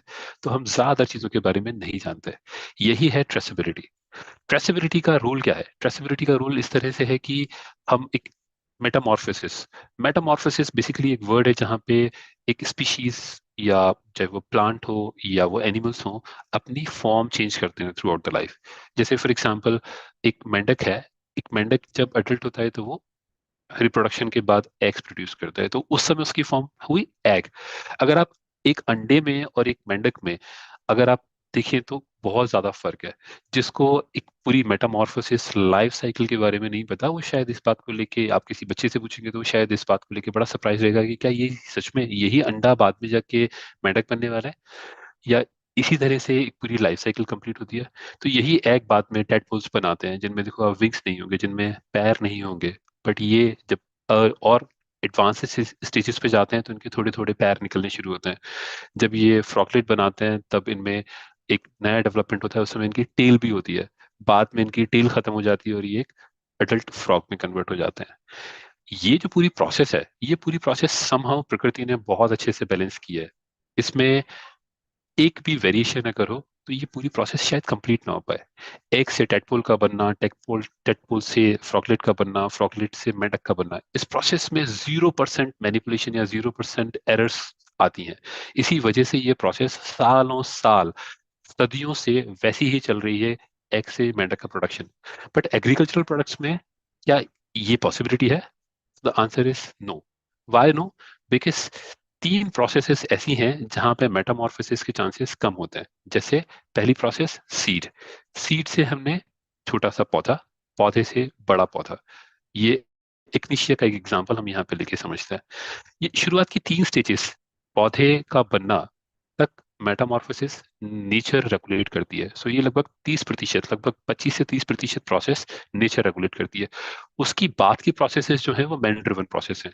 जैसे इग्निशिया से उसकी रूट्स को निकालना, उनकी रूट्स को फाइन पाउडर में कन्वर्ट करना, अगर उसमें से एसेंशियल ऑयल्स निकालने तो एसेंशियल ऑयल्स का सेपरेशन, उसमें से पाउडर बनाना, इन पाउडर से फिर टैबलेट बनाना, ये सारे प्रोसेसेस मैन मेड प्रोसेसेस हैं जिनमें ह्यूमन इंटरवेंशंस हैं, लोग मशीनरीज के थ्रू करते हैं। क्या यहाँ पे गड़बड़ हो सकती है? Yes, man made errors, equipment made errors हो सकती हैं, और अगर किसी भी स्टेज पर अगर कोई एरर होती है तो हमारी पूरी प्रोसेसेस खराब हो जाती है। It's like just boom, it's blast. ये जो प्रोसेसेस हैं, इन प्रोसेस का स्ट्रिंजेंट होना, इन प्रोसेसेस का बिल्कुल रेगुलेशंस के मुताबिक फॉलो होना बहुत जरूरी है, अदरवाइज आप कभी भी प्रोडक्ट्स को बना नहीं पाएंगे। यही बातों का ध्यान हम रखते हैं हमारी न्यूट्रलाइट क्राइटेरियाज में। न्यूट्रलाइट क्राइटेरियाज में हम ये इंश्योर करते हैं हर एक स्टेजेस पर क्वालिटी चेक लगाकर। क्वालिटी चेक्स क्या होते हैं? पर से यहाँ पे अगर मैं इग्निशिया से रूट्स लूँ तो मेरे पास रूट्स के स्टैंडर्डाइजेशन होंगे कि रूट्स की क्वालिटी किस तरह की होनी चाहिए, ये कंटामिनेंट्स फ्री होने चाहिए, इनमें पार्टिकुलेट मैटर तो नहीं है, इनका पाउडर है तो पाउडर का साइज क्या होना चाहिए, इसमें कंटामिनेशन तो नहीं है। ऑयल कैसा होना चाहिए, ऑयल के एक्टिव कैसे होने चाहिए, उन सभी का स्टैंडर्डाइजेशन और उन सभी का क्वांटिफिकेशन हम हर स्टेज पे करते हैं। और इसी तरह से हम इंश्योर करते हैं प्रोडक्ट की कंप्लीट ट्रेसेबिलिटी। एक और एग्जांपल बताता हूँ मैं आपको अश्वगंधा का। अश्वगंधा के बारे में कहा जाता है कि अश्वगंधा अगर किसी ट्रॉपिकल रीजन से, जहाँ पे गर्मियाँ ज्यादा हो और पानी कम हो, वहां से निकाला जाए तो बहुत अच्छा होता है। क्योंकि अश्वगंधा की रूट्स गहराई तक पानी की खोज में जाती हैं, और जब वो नीचे पानी की खोज में जाती हैं तो वो कंडेंस होती जाती हैं, क्योंकि उनमें पानी कम होता है तो वो डेंस होती जाती हैं, उनका कॉन्सेंट्रेशन बढ़ता जाता है। जैसे जैसे उनका कॉन्सेंट्रेशन बढ़ता जाता है, अश्वगंधा में पाया जाने वाला एक एक्टिव विथेनोलाइट कंटेंट का कॉन्सेंट्रेशन भी बढ़ता जाता है, और इन अश्वगंधा की एफिकेसी ज्यादा होती है। पॉसिबिलिटीज क्या है कि आप अश्वगंधा का पूरा प्लांट लें, सुखाएं और उसको पीस के पाउडर बना दें, या सिर्फ अश्वगंधा की रूट को लें और उनसे ही आप एक पाउडर या उनसे ही एक्सट्रैक्ट बना के प्रोडक्ट बनाएं। एक और भी है जहां पे आप पत्तियां और बाकी और प्लांट्स, फ्रूट्स, सभी चीजें यूज कर सकते हैं। इन तीनों में अगर हम देखें तो सबसे ज्यादा अश्वगंधा की एफिकेसी, सबसे ज्यादा प्योरिटी कहाँ निकल के आएगी? अश्वगंधा का एक्टिव पाया जाता है उसकी जड़ों में। तो जरूरी है कि जब हम प्रोडक्ट डेवलपमेंट करें तो राइट पार्ट का सिलेक्शन करें, उनको स्टैंडर्डाइज करें। इस स्टैंडर्डाइजेशन को हम करते हैं 3 लेयर टेक्निक से। जैसे आजकल आप देखें तो आपके फोन्स में भी 3 ऑथेंटिफिकेशन प्रोसेसेस होती हैं। पहला, आप अपने फिंगर टिप से फोन ओपन करते हैं। दूसरा, अगर आप कोई बैंक ट्रांजेक्शन भी करने वाले हैं तो वहां पे भी आप एक पासवर्ड करेंगे। ट्रांजेक्शन के दौरान भी आपके पास एक पहले ओटीपी आएगा, आप ओटीपी से वेरीफाई करेंगे, तब जाके आप कि वो ट्रांजेक्शन होंगे। तो ये सेफ्टी एंड सिक्योरिटीज के लिए जिस तरह से आपने लगभग एक तीन three model 3 layer protection technique आपने डेवलप की होती है, इसी तरह की 3 लेयर डेवलपमेंट टेक्निक्स या 3 layers of techniques for the quantification and estimation हम लोग यूज करते हैं। ये कौन कौन सी है? नंबर 1 इज माइक्रोस्कोपिक एवेल्युएशन, और second one is DNA fingerprinting, third one is HPTLC and HPLC. ये टेक्निक्स कैसे काम करती हैं? पर से किसी भी कंपाउंड में 2 तरह के मार्कर होते हैं, एक होता है बायो मार्कर, एक होता है एनालिटिकल मार्कर। जैसे ह्यूमंस, तो अगर मैं अपनी बात करूं तो मेरे चाहे हेयर फॉलिकल्स हो या मेरे नाखून हो या मेरी स्किन हो या मेरा ब्लड हो, सभी का डीएनए लगभग एक ही होगा। तो डीएनए अगर मेरा स्टैंडर्ड, मेरे मेरे अपने आप का रेफरेंस डीएनए अवेलेबल है, और कल को कोई भी सैंपल इस पूरी दुनिया से निकाला जाए तो भी आप ये चेक करके बता सकते हैं कि ये डीएनए मेरे डीएनए से मैच करता है कि नहीं करता। डीएनए फिंगरप्रिंटिंग इसी तरह से दुनिया की हर स्पीशीज का एक डीएनए फिंगरप्रिंटिंग होता है, जो उसके बायोलॉजिकल एक्टिव्स पे डिपेंड करता है। तो हम ये इंश्योर करते हैं कि डीएनए फिंगरप्रिंटिंग की जाए। Second one thing, DNA fingerprinting में भी अगर मैं अपने आप की बात करूं तो मेरा डीएनए तो मैच करेगा, बट आप ये कभी नहीं बता पाओगे कि ये डीएनए आपने मेरी स्किन से लिया था या ब्लड से लिया था या नेल्स से लिया था या हेयर से लिया था। ये जानने के लिए जरूरी है कि हम माइक्रोस्कोपिक इवेल्युएशंस भी करें। माइक्रोस्कोप में अगर आप मेरे हेयर फॉलिकल को या स्किन फॉलिकल को रखोगे तो आप समझ जाओगे कि ये किस पार्ट से लिया गया है। ऐसे ही माइक्रोस्कोपिक प्रोफाइलिंग्स हमें किसी भी प्लांट के या किसी भी एग्रीकल्चरल प्रोडक्ट के बारे में ये बताता है कि कौन सा पार्ट हमने यूज किया है। थर्ड, और जो कि सबसे क्रिटिकल और सबसे एडवांस टेक्निक है, वो है HPTLC and HPLC fingerprinting, which is called as high pressure liquid chromatography and high pressure thin layer chromatography. ये बहुत एडवांस इक्विपमेंट हैं जो सीएफआर कंप्लाइंट होते हैं। CFR is code of federal regulations, जहाँ पे कंप्लीट ऑडिट ट्रेल भी manage की जाती है। ये इक्विपमेंट टेस्टिंग के दौरान हमें बताते हैं कॉन्सेंट्रेशन ऑफ एक्टिव पर से। अगेन मैं दोबारा से अश्वगंधा का एग्जांपल लेना चाहूंगा जिसमें हमने बात की विथेनोलाइट कंटेंट की। तो विथेनोलाइट कंटेंट को जब हम टेस्ट करेंगे एचपीएलसी पे, एचपीटीएलसी पे, तो इसमें जितनी भी इम्प्योरिटीज होंगी, सारी इम्प्योरिटीज को ये सेपरेट आउट करके बताएगा कि आपका कंपाउंड कितना प्योर है, इसका कितनी पोटेंसी है। तो ये 3 layer of quantification, 3 layer of identification हम लोग यूज करते हैं हमारे हर एक प्रोडक्ट को स्टैंडर्डाइज करने के लिए। इसी ट्रेसेबिलिटी की और अगर हम बात करें तो ये क्यों जरूरी है? इस ट्रेसेबिलिटी में बेसिकली 3 और कंपोनेंट आते हैं। जैसे जो न्यूट्रलाइट प्रोडक्ट्स हैं या न्यूट्रलाइट फॉर्म्स हैं, न्यूट्रलाइट फॉर्म्स में हम न्यूट्रलाइट प्रोडक्ट क्राइटेरिया के थ्रू ये तीनों स्टेप फॉलो करते हैं। बट हम हमारे फॉर्म्स के अलावा पर से कई सारे हर्बल इंग्रेडिएंट्स, कई सारे बॉटनिकल्स ऐसे होंगे जो शायद यूएस में या ब्राजील में पाए जाने हमारे हमारे फॉर्म्स में नहीं होते होंगे। इसलिए नहीं कि वो हो नहीं सकते, इसलिए क्योंकि उनकी बेहतरीन क्वालिटी हो सकता है दुनिया के किसी और देश में हो। जैसे हम बात करते हैं कि संतरे नागपुर में बेहतर होते हैं, एप्पल शिमला में बेहतर होते हैं। तो ये जानना बहुत जरूरी है कि दुनिया के किस ज्योग्राफी में कोई कंपाउंड बेहतर ग्रो करेगा। और इसी आइडेंटिफिकेशन के साथ हमने पाया कि हमें कई सारे और भी बाकी फॉर्म्स के साथ या अच्छे किसानों के साथ कोलैबोरेट करना होगा, जिसे हम न्यूट्रीसर्ट के थ्रू करते हैं। न्यूट्रीसर्ट हमारी एक सर्टिफिकेशन प्रोग्राम है जिसके बारे में हम अगली स्लाइड्स में बात करेंगे। बट हम इंश्योर करते हैं कि हमारे कोलैबोरेशन फॉर्म्स में भी, हमारे थर्ड पार्टी फॉर्म्स में भी, जहां से हम इंग्रेडिएंट्स अगर खरीदते हैं कोई, वहां पे न्यूट्रीसर्ट ऑडिट्स किए जाएं, उनकी हर एक स्टेप की डॉक्यूमेंटेशन के थ्रू ट्रेसेबिलिटी रखी जाए। इसके लिए हमारे यहाँ एक डेडिकेटेड फंक्शन है जिसको हम ASQP बोलते हैं, सप्लायर क्वालिफिकेशन प्रोग्राम। हम हमारे हर एक सप्लायर की साइट का ऑडिट करके, उनकी प्रोसेसेस को ऑडिट करके, उनकी मैन्युफैक्चरिंग साइट का ऑडिट करके ये इंश्योर करते हैं कि सारी प्रोसेसेस फॉलो की गई हैं। पहले प्रोसेसेस ट्रांसफर करना, जो स्टैंडर्डाइज या डेवलप्ड प्रोसेस है, बाद में उन प्रोसेस का इम्प्लीमेंटेशन एंड कंटिन्यूस फॉलो। ये तीनों चीजें हमारे ऑडिट के दौरान हम इंश्योर करते हैं। अब समझते हैं न्यूट्रीसर्ट को। अभी हमने जिक्र किया कि हम जब थर्ड पार्टी फॉर्म्स के साथ काम करते हैं तो हम न्यूट्रीसर्ट सर्टिफिकेशन पे जाते हैं। एक फैक्ट जो मैं आपको बताना चाहता हूँ कि न्यूट्रलाइट के लगभग 6000 एकड़ फॉर्म्स हैं इस दुनिया में, 6000 एकड़ फॉर्म्स।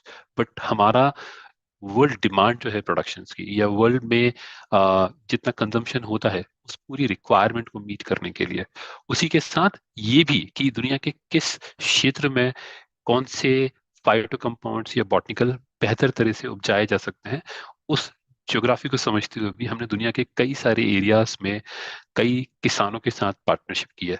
और इस पार्टनरशिप में उनकी पूरी प्रोसेसेस को रेगुलेट करने का काम हम न्यूट्रीसर्ट सर्टिफिकेशन के थ्रू करते हैं। ये न्यूट्रीसर्ट एक्चुअली एक टर्म है जिसे एक सर्टिफिकेशन बॉडी जिसका नाम है इकोसर्ट, जो कि फ्रांस में है, उसने डेवलप किया। कैसे किया है इसको भी समझते हैं। उससे पहले एक छोटा सा मेरा सवाल है कि आप में से, अगेन जैसे हमने पहले सवाल पूछा है, लगभग उसी से मिलता जुलता है, कि क्या आपको पता है कि आपके बॉटनिकल्स जो आप यूज करते हैं उनका सोर्स क्या है, उनकी ऑथेंटिसिटी क्या है? मैं आगे प्रेजेंटेशन कंटिन्यू करता हूँ, साथ में आपके रिस्पॉन्सेज का भी वेट करता हूँ। तो ये कैसे न्यूट्रीसर्ट कैसे डेवलप हुआ?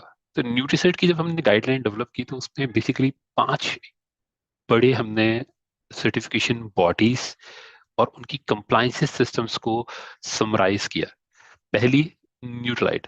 तो जैसे डॉक्टर काल ने एक जमाने में जब न्यूट्रलाइट के प्रिंसिपल्स को डेवलप किया और उन्होंने न्यूट्रलाइट खेती के तरीकों को उन्होंने ग्रो किया, डेवलप किया, न्यूट्रलाइट के सारे तरीकों, सारी कंप्लायंसेस को हमने समराइज करके एक गाइडलाइन में जब हमने कन्वर्ट किया, उस गाइडलाइन को ही हम न्यूट्रीसर्ट में ट्रांसफर करते हैं। तो ये थर्ड पार्टी ने जो हमारे न्यूट्रलाइट गाइडलाइंस को जब समझा पड़ा, उससे पहले उसने इवेल्युएट किया NPOP, जो कि है national program for organic production, जो इंडिया का प्रोग्राम है। इंटरनेशनल स्केल पे इसी प्रोग्राम को हम बोलते हैं NOP, which is national organic programming. दो और भी टर्म्स हैं जिसमें गुड एग्रीकल्चरल प्रैक्टिसेस, गैप, और good agricultural cultivation practices and good field collection practices. Agricultural practices means किस तरह से आप खेती करते हैं, और फील्ड कलेक्शन प्रैक्टिसेस मींस किस तरह से आप खेती से उन सब्सटेंसेस को लेकर स्टोर करते हैं, प्रोसेस करते हैं। इन सभी की जो सर्टिफिकेशन बॉडीज की जो कंप्लाइंसेस है, उनको समराइज करके एक बॉडी बनाई गई या एक एक गाइडलाइन बनाई गई, विच इज कॉल्ड एज न्यूट्रीसर्ट। ये न्यूट्रीसर्ट के थ्रू फिर हम हमारे वेंडर साइट्स पे या कोलैबोरेटेड फॉर्म्स पर ऑडिट कंडक्ट करते हैं, उनकी प्रोसेस को रेगुलेट करते हैं। तो that's how the Nutricert is developed.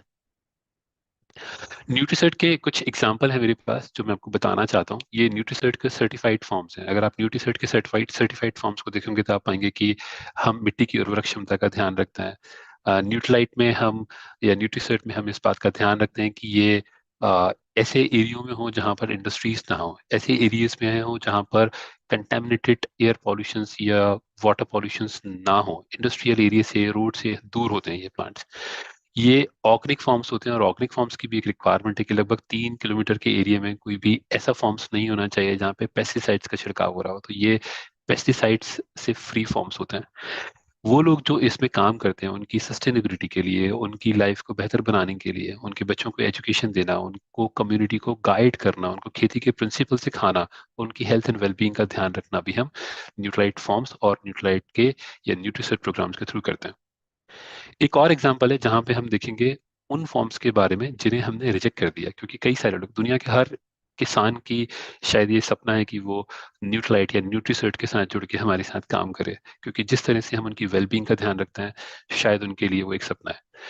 न्यूट्रीसर्ट कई सारे फॉर्म्स को रिजेक्ट करता है जो इंडस्ट्रीज के पास हों, क्यों? क्योंकि इंडस्ट्री से निकलने वाले धुएं से उनकी क्वालिटी पर, उनकी प्रोडक्शन कैपेसिटीज पर असर आएगा। हम धूल मिट्टी वाले इलाके से उनको दूर रखते हैं। हम चाइल्ड लेबर को प्रमोट नहीं करते, हमारी किसी भी फॉर्म्स में चाइल्ड लेबर नहीं होगा। हम पेस्टिसाइड्स को यूज नहीं करते, हम ऑर्गेनिक फर्टिलाइजर्स के थ्रू ही खेती करते हैं। ये हमारे, अगर ये कंप्लाइंसेस मीट नहीं होती तब हम उन फॉर्म्स को रिजेक्ट करते हैं और न्यूट्रिसर्ट फॉर्म्स में नहीं मानते। बहुत जरूरी है कि ये सब जो आप करते हो, आप न्यूट्राइट कैटेगरीज के बारे में बात करते हो या न्यूट्रिसर्ट प्रोग्राम्स के थ्रू प्रोडक्ट क्वालिटी को इंश्योर करते हो, इन सभी के दौरान, या पूरी कंप्लीट ट्रेसेबिलिटी भी रखते हो, इन सभी के दौरान सस्टेनेबिलिटी की जाए। क्योंकि जो भी बिजनेस या जो भी एक्टिविटी सस्टेनेबल नहीं है वो लंबे वक्त के बाद या कुछ समय के बाद बिखर जाएगी। सस्टेनेबिलिटी कैसे? जमीन में उर्वरक क्षमता को बनाए रखना। दूसरा, एनवायरमेंट इकोसिस्टम का ध्यान रखना। जो लोग इन खेतों में या न्यूट्रिसर्ट फॉर्म्स में काम करते हैं उनकी लाइफ को बेहतर बनाना, उनकी एजुकेशन का ध्यान रखना, उनकी जिंदगी को बेहतर बनाना। सस्टेनेबल पैकेजिंग को यूज करना, ऐसी पैकेजिंग जो या तो रिसाइकिल की जा सके, या रिसाइकिल अगर नहीं भी की जा सकती तो उनको रिकलेक्ट करके उनसे नए प्रोडक्ट दोबारा बनाए जाएं। इस तरह से हम पूरे एनवायरनमेंट का ध्यान रखते हैं, एनवायरनमेंट के साथ वो लोग जो काम करते हैं उनका ध्यान रखते हैं, तो एक सस्टेनेबल बिजनेस जनरेट करते हैं। इनफैक्ट इस सस्टेनेबल बिजनेस की चेन में आप और मैं भी आते हैं। हम सभी जहां अपनी हेल्थ का ध्यान रखते हैं वहीं अपनी फाइनेंशियल वेलबींग को भी ग्रो करते हैं।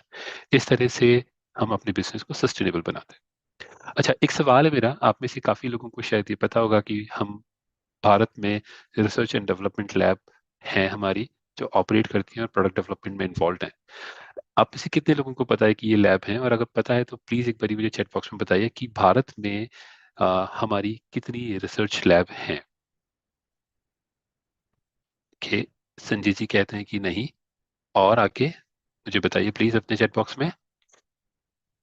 ओके, आशा जी बोलते हैं कि नहीं, उन्हें नहीं पता है इस बारे में। चलिए मैं आपको एक जल्दी से क्विक रिव्यू कराता हूँ। हमारी भारत में, ओके, कुछ ने कहा है चार, कुछ ने कहा है तीन। ओके, शांतनु कहते हैं चार लैब है, रमेश जी कहते हैं चार, वेरी नाइस। फराज कहते हैं चार लैब्स हैं, वेरी नाइस। आई थिंक आप लोग तो पहले से काफी अवेयर हैं। ओके, सो हमारी पूरे भारत में चार लैब हैं, जिनमें से एक लैब गुड़गांव में है जो हमारी सेंट्रल लैब कहलाती है। एक लैब हमारी चेन्नई में है जहाँ पे हम फूड डेवलपमेंट का काम करते हैं, फूड फॉर्मुलेशन में, जैसे पाउडर्स बना, या पाउडर के अलावा चॉकलेट बार्स या गमीज, या इस तरह की कोई भी फॉर्मुलेशन जो फूड कैटेगरीज में फूड की तरह कंज्यूम की जाएगी, वो हम चीनी में डेवलप कर रहे होते हैं। हमारी एक बॉटनिकल लैब है जो हर्बल इंग्रेडिएंट्स डेवलपमेंट का काम करती है, वो बेंगलोर में है। और हमारा एक पायलट प्लांट है जहाँ पे हम स्केल अप कर रहे होते हैं, वो मदुरई में है। तो हमारी चार डिफरेंट लैब हैं। अगर मैं बॉटनिकल लैब की बात करूं तो ये हमारी सबसे अ, जरूरी और खास लैब है, क्योंकि जितने भी हमने बॉटनिकल कंपाउंड्स की बात की, सब्सटेंसेस की बात की, वो इसी लैब में डेवलप किए जाते हैं। ये लैब खेती और किसानों के साथ डायरेक्टली इन्वॉल्व रहती है। वहां से इंग्रेडिएंट का सिलेक्शन करना, ये जो ब्लू इक्विपमेंट दिखाई दे रहा है ये HPTLC इक्विपमेंट कहलाता है। इस HPTLC के थ्रू फिंगरप्रिंटिंग करना, कंपाउंड्स की प्योरिटी एंड आइडेंटिफाई करना, और बाद में उसको हम तक पहुंचाना, ये इस बॉटनिकल लैब का काम होता है। एक और लैब है हमारी जिसे हम बोलते हैं फूड लैब। ये टाइसल पार्क चेन्नई में है। यहाँ पे फूड फॉर्मुलेशन डेवलप होती हैं। जो बॉटनिकल कंपाउंड्स हमें बेंगलोर लैब से मिलते हैं वो चेन्नई तक भी जाते हैं। डिफरेंट कंपाउंड के साथ उनकी फॉर्मेशंस की जाती है और वो फूड फॉर्मेट्स में डेवलप किए जाते हैं। हमारी एक लैब जो है वो, जिसमें कि जो गुड़गांव में है, जिसमें ब्यूटी पर्सनल केयर प्रोडक्ट्स भी बनते हैं, जैसे आर्टिस्ट्री की अगर आप बात करें, या सॉलिड डोसेज फॉर्मुलेशंस जैसे आप डेली प्लस की बात करें, ये सारे प्रोडक्ट्स डेवलप हमारी गुड़गांव लैब में किए गए। जिसमें एक ये जो फर्स्ट इक्विपमेंट है, दिस इज बायलेयर इक्विपमेंट। ये दुनिया का सबसे एडवांस इक्विपमेंट है जो 2 लेयर वाली टेबलेट भी बनाता है, जैसी है हमारी डेली प्लस टेबलेट। हमारा एक और, जब ये सारी तीनों लैब मिलकर जब बॉटनिकल इंग्रेडिएंट्स बने, या फूड फॉर्मेशंस डेवलप हुए, या सॉलिड डोसेज फॉर्मुलेशन डेवलप हुए, इन्हीं को लैब स्केल से बहुत बड़े स्केल पे, कमर्शियल स्केल तक ले जाने के लिए हमारे पास एक और फैसिलिटी है जो मदुरई में है, जो ब्रिज की तरह काम करती है कमर्शियल प्रोडक्शंस और डेवलपमेंट। उसे हम बोलते हैं पायलट प्लांट। तो पायलट प्लांट का काम होता है स्केल अप करना, बड़े स्केल पे वही बनाना। जैसे घर पे आप में से कई लोग खाना बनाते हैं 5 लोगों का या हार्डली 10 लोगों का, बट अगर मैं बोलूँ कि कल आपको एक बारात का खाना बनाना है जिसमें 500 लोग आने वाले, तो शायद आपका हिसाब खराब हो जाएगा। तो स्केल अप करना मतलब जब बड़े स्केल पर आप उसी प्रोडक्शन को लेकर जाते हैं, तो वो काम पायलट प्लांट लैब में होता है। एक और लैब जो गुड़गांव में है वो है एनालिटिकल लैब। एनालिटिकल लैब में हमारे पास दुनिया के सबसे हाई एंड इक्विपमेंट है। ये एक CFR कंप्लाइंट इक्विपमेंट है, वर्ल्ड के सबसे बेहतरीन इक्विपमेंट है। इनका काम होता है रॉ मटेरियल्स जो कि बॉटनिकल हो या केमिकल हो उनको टेस्ट करना, उनकी क्वालिटी को इंश्योर करना, और जब रॉ मटेरियल्स क्वालिफाइड हो, उनकी क्वालिटी बेहतरीन हो, तभी वो फर्दर फॉर्मुलेशंस में यूज किए जाते हैं फिनिश प्रोडक्ट। और जब फिनिश प्रोडक्ट भी बनता है तो फिनिश प्रोडक्ट की भी टेस्टिंग की जाती है। हमने पहले भी बात की कि हम लगभग 200 से ज्यादा टेस्ट पैरामीटर कंडक्ट करते हैं हर प्रोडक्ट की सेफ्टी एंड क्वालिटी स्टैब्लिश करने के लिए। ये काम करती है एनालिटिकल लैब। और मैं बहुत ही खुशकिस्मत हूँ कि मैं एनालिटिकल लैब में काम करता हूँ और एक एनालिटिकल रिसर्च एंड डेवलपमेंट का हिस्सा हूँ। एक और फंक्शन है जिसके बारे में शायद आप लोग जानते नहीं, वो है हमारा क्लिनिकल क्लिनिकल लैब, जो कि रेगुलेटेड एनवायरनमेंट में उसकी उसके ऑपरेशंस होते हैं। तो हमारे पास एक बहुत ही सशक्त टीम है। आपने पिछले कुछ दिनों में क्लिनिकल टीम से काफ़ी सारी बातें सुनी है, समझी हैं, जिनमें डॉक्टर परिणी जी से लीड करती हैं। इवन हमारी जितनी भी प्रेजेंटेशंस हैं, चाहे वो वाई न्यूट्रलाइट के दौरान हो या मॉर्निंग न्यूट्रिशन के दौरान हो, लगभग हर प्रेजेंटेशंस में मिलने वाला कंटेंट हमें वहीं से मिलता है। ये लोग ह्यूमंस पर क्लिनिकल ट्रायल्स करते हैं और प्रोडक्ट की एफिकेसी डिफाइन करते हैं पूरे इंडिया में, चाहे वो एम्स हो या IIT मद्रास हो। बड़े बड़े रिसर्च इंस्टीट्यूट के साथ ये कोलैबोरेट करके बहुत बड़े स्केल पे क्लिनिकल रिसर्च करते हैं ताकि ये इंश्योर कर सकें कि आप तक पहुंचने वाले प्रोडक्ट इफेक्टिव प्रोडक्ट्स हैं। जब यही सारा काम लेब स्केल पे हो जाता है, पायलट प्लांट पे हो जाता है, तो बहुत बड़े स्केल कमर्शियल स्केल पे बनाने के लिए हमें बहुत ही बड़ा कमर्शियल प्लांट चाहिए। ये कमर्शियल प्लांट भी हमारा मदुरई में है। ये एक state of the art he facility है जो लगभग 600 करोड़ रुपए के इन्वेस्टमेंट से बनाई गई। इसमें लगभग 100% पानी रिसाइकिल किया जाता है। इसमें यूज होने वाली एनर्जी में से लगभग 50% एनर्जी रीन्यूएबल सोर्सेज से आती है। तो जब हम बात करते हैं एनवायरमेंटल सस्टेनेबिलिटी की, जब हम बात करते हैं एक बेहतर एनवायरनमेंट क्रिएट करने की, हम अपनी एक्शंस में भी वो रिफ्लेक्ट करते हैं। हमारा वेस्ट मैनेजमेंट ETP के थ्रू होता है, एफ्लुएंट ट्रीटमेंट प्लांट, और वो एफ्लुएंट ट्रीटमेंट प्लांट के बचा बाद बना हुआ पानी हम इंश्योर करते हैं रिसाइकिल किया जाए। इस तरह की हमारी प्रैक्टिसेस हैं। तो अभी हमने इस पूरे सेशंस में समझा कि न्यूट्रलाइट प्रोडक्ट्स क्यों जरूरी हैं, क्यों हमें हेल्थ सप्लीमेंट्स की जरूरत है, और उन हेल्थ सप्लीमेंट्स में भी न्यूट्रलाइट ही क्यों, क्योंकि शायद वो दुनिया का सबसे बेहतरीन प्रोडक्ट्स उसकी क्वालिटी, उसकी एफिकेसी और उससे जुड़ी प्रोसेसेस की वजह से है। साथ में ऐसी कौन सी फैसिलिटीज हैं जहाँ पे इस तरह के प्रोडक्ट्स डेवलप किए जाते हैं और कहाँ पे इनका मैन्युफैक्चरिंग की जाती है। इसी के साथ हम आएंगे हमारे एक रोज के रूटीन हैबिट पर। हम हर दिन एक नई हेल्थी हैबिट की बात करते हैं। आपने अब तक बहुत सारी हैबिट्स पढ़ी की अपने आपको पढ़ाई करनी चाहिए, आपको खाना ऐसे खाना चाहिए, आपको बैठकर पानी पीना चाहिए, आपको मॉर्निंग में खाना खाना चाहिए। आज एक मैं ऐसी बात बताऊंगा जो आपके बहुत काम आएगी। इस बात को आपको हमेशा ध्यान रखना है कि जब भी आप कोई प्रोडक्ट मार्केट से खरीदें तो अपनी हैबिट डेवलप करें उसके लेबल्स को रीड करने की। मैं बहुत ही क्विकली आपको इसके थ्रू करूंगा, इसमें हम बहुत डिटेल्स में शायद ना जाएं, बट आपके पास एटलीस्ट 5 Ws ऐसे हैं जिनके बारे में आपको अवेयर होना चाहिए। सबसे पहली चीज, इसका ब्रांड नेम क्या है, कौन सा ब्रांड आप यूज कर रहे हैं। दूसरी चीज कि what quality dose the product contains, इस प्रोडक्ट में कितना डोज आपको मिलने वाला है। क्या ये डोज जो आपको मिलने वाला है, जो सर्व साइज, 1 टैबलेट एक डोज है या 2 टैबलेट एक डोज है या 1 चम्मच इसका डोज है, तो ये 1 चम्मच डोज क्या आपके लिए सच में जरूरी है, उसके लिए आप जरूर पढ़ें कि कितना है और RDA से उसे मैच करें। थर्ड पॉइंट है वाई टू टेक इट, इसके बेनिफिट्स क्या हैं। अगर मैं बात करूं विटामिन सी की, तो विटामिन सी के बेनिफिट्स क्या हैं, क्या क्या बेनिफिट्स होते हैं, उनको समझने की जरूर कोशिश करें। और मुझे चौथा पॉइंट है कि कब कब ये बना, कब मुझे ये लेना चाहिए, और कब ये एक्सपायर हो रहा है। इन सब के बारे में भी आप अपने प्रोडक्ट पे जरूर देख लें। अगर आपको लगता है कि आपकी विंडो अगले 3 महीने तक इस प्रोडक्ट को खत्म करने की, तो आप ये इंश्योर करें कि एटलीस्ट इस प्रोडक्ट की शेल्फ लाइफ 6 महीने जरूर हो। तभी आपके लिए प्रोडक्ट बेहतर है, क्योंकि अगर आप उसकी एक्सपायरी के बाद उसे कंज्यूम करते हैं तो आपको हेल्थ बेनिफिट से ज्यादा नुकसान होंगे। एंड एक और जो सबसे बड़ा वाय है वो है होम फॉर इंडिकेशन।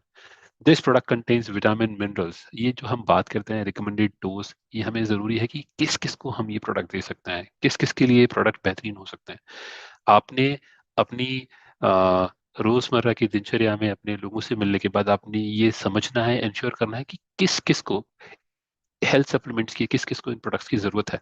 आप लोगों को अवेयर करें अपने हेल्थ चेकअप्स के लिए, आप लोगों को अवेयर करें ये जानने के लिए कि वो जाने कि उनमें किन चीज़ों की कमी है। अर्ली एज में करना ज़्यादा बेहतर है, और फिर क्यों उन्हें ये प्रोडक्ट्स लेना चाहिए। एक और छोटी सी डीप डाइविंग मैं आपको बताता हूँ, ये बहुत शायद आपके काम है, कि जब भी आप इंग्रेडिएंट किसी भी प्रोडक्ट पे, उसके पीछे इंग्रेडिएंट लिस्टिंग होती है, उस इंग्रेडिएंट में अगर आप देखेंगे तो जो भी सब्सटेंस या जो भी इंग्रेडिएंट सबसे ज्यादा मात्रा में यूज किया जाता है, उसका नंबर सबसे पहले आता है, उसकी लिस्टिंग सबसे पहले होती है। जैसे मैंने एक रैंडम कोई प्रोडक्ट लिया, उसमें लगभग आप शुगर देखेंगे, शुक्रोज शुगर या वे प्रोटीन कॉन्सेंट्रेट अगर आप देखेंगे तो लगभग वे प्रोटीन कॉन्सेंट्रेट ही 14% के आसपास है।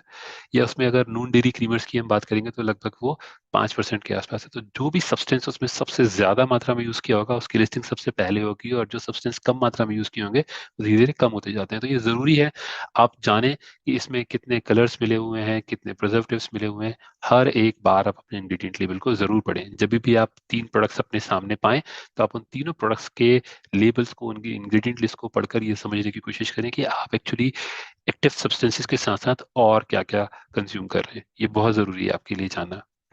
एक चीज और है जहां पे हम बात करते हैं कि आप जब आरडीएस की बात करें, परसेंटेज आरडीएस, तो कई बार आप कहेंगे कि ओके मेरे प्रोडक्ट में इतना एमजी विटामिन है, इतना एमसीजी विटामिन डी है।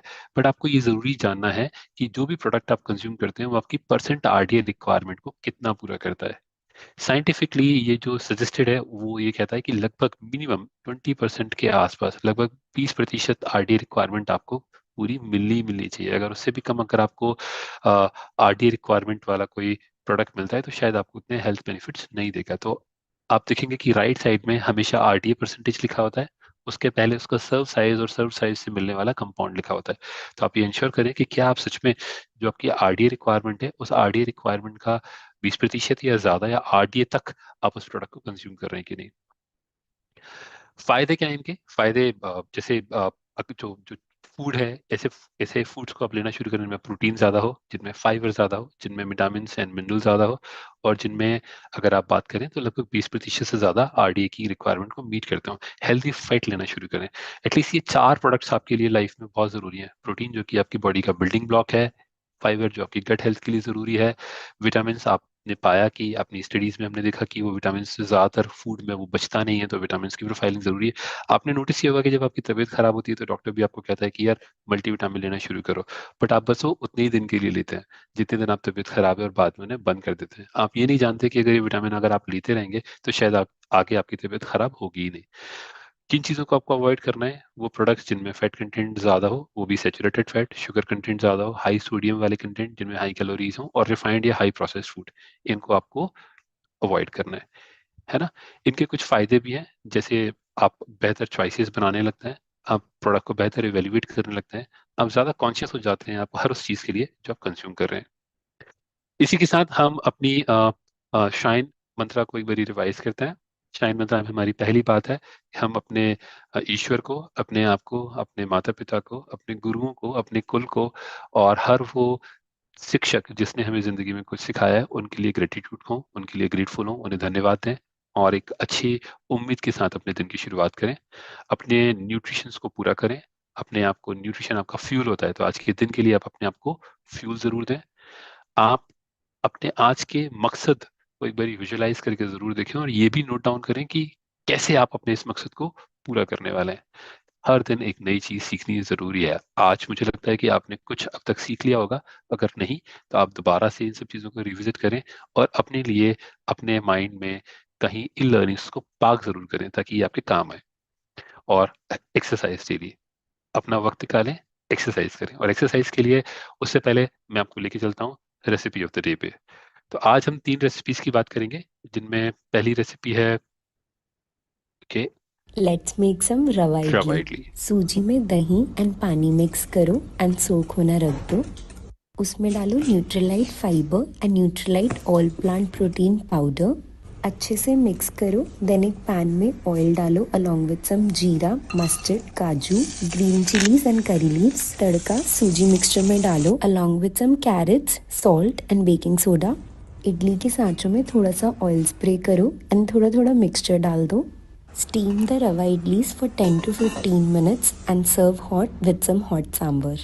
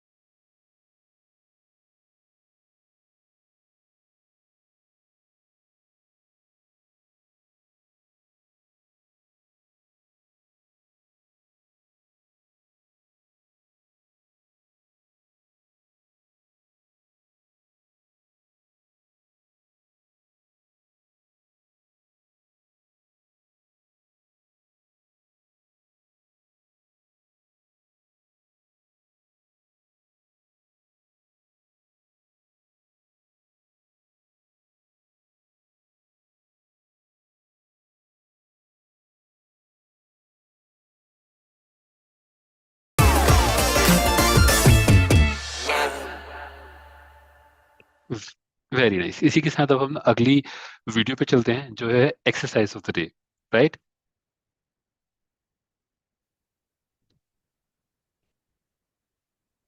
A very happy good morning everyone and today we've got something very interesting for you.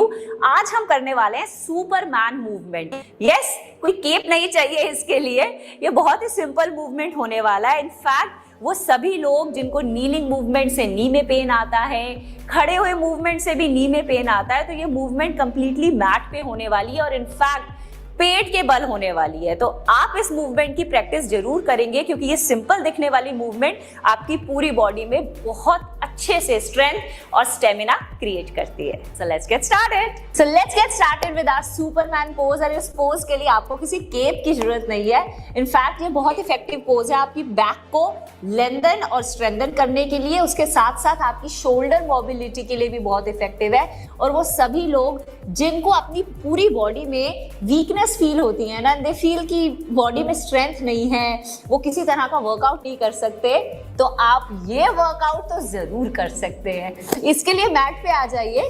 सबसे पहले इसका बेसिक वर्जन करते हैं। अपने हाथों को आगे की तरफ खींच लीजिए और अपने पंजों को पीछे की तरफ खींच लीजिए। सांस भरते हुए आप अपनी बॉडी को ऊपर उठाएंगे हाथों के साथ, और सांस छोड़ते हुए अपने लेग्स को भी ऊपर उठा लेंगे। तो आपका पूरा का पूरा जो बॉडी है वो सिर्फ आपके नाभि के आसपास की मसल्स पे और आपके लोअर पेल्विक रीजन की मसल्स पे ही एंगेज रहेगा। सो सांस भरते हुए, सांस छोड़ते हुए और होल्ड करके रखेंगे पूरा अच्छे से खींच के। आप जितना ऊपर जा सकते हैं उतना ऊपर भी जाएंगे। कैन यू फील कितना स्ट्रेन आ रहा है आपके ग्लूट्स में, काब्स में, हैमस्ट्रिंग्स में, इनफैक्ट यहां पर आपके शोल्डर्स में भी अच्छे से खींच के। तो ये है हमारा basic version of Superman.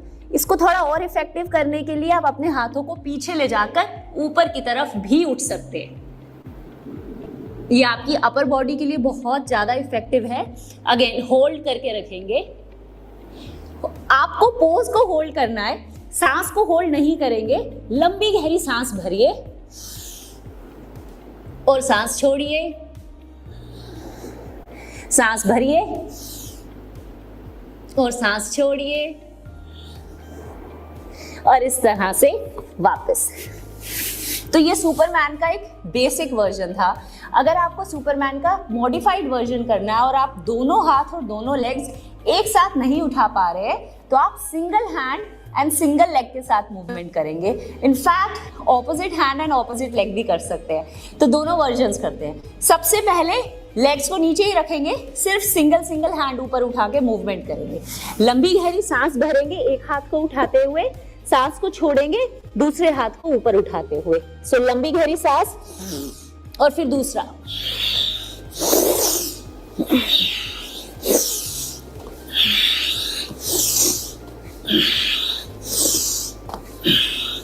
Easy. अगर हम सेम मूवमेंट लेग्स के साथ कंबाइन करें, मतलब opposite hand and opposite leg. लंबी गहरी सांस भरते हुए, फिर सांस छोड़ते हुए,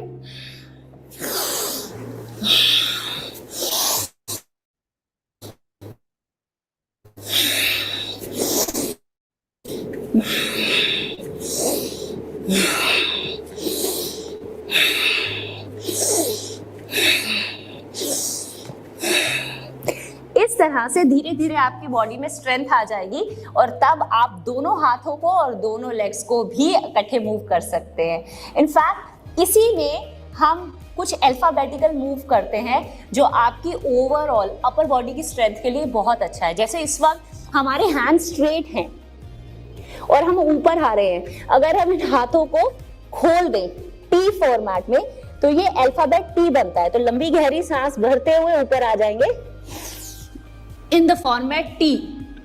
अगेन कोर पे बहुत अच्छी स्ट्रेंथ आ रही है और आप इसको होल्ड करके रखेंगे, लेकिन सांस लगातार छोड़ते और लेते रहेंगे। इसी तरह से हम करते हैं W और इसी तरह से हम करते हैं V। ये तीनों के तीनों आपके शोल्डर्स और अपर बॉडी स्ट्रेंथ के लिए बहुत इफेक्टिव पोजेज हैं। So I hope you all enjoyed doing this Superman move with us. It's very effective for your posture, for your core strength, as well as your lower body strength. So please try to add for 3 to 4 times during the week. Keep the number of reps slowly. उसी range को रखिएगा जो range आज comfortable है, but make sure that consistency has to stay, because वो consistency ही आपको results देगी. Keep rocking. तो थैंक यू आप सभी का, बहुत बहुत धन्यवाद इस सेशन में बने रहने के लिए और अपने आप के लिए कमिटेड रहने के लिए, अपनी हेल्थ और अपनी वेलबींग के लिए, अपने और अपने परिवार का ध्यान रखने के लिए। आपका दिन शुभ हो। God bless. धन्यवाद।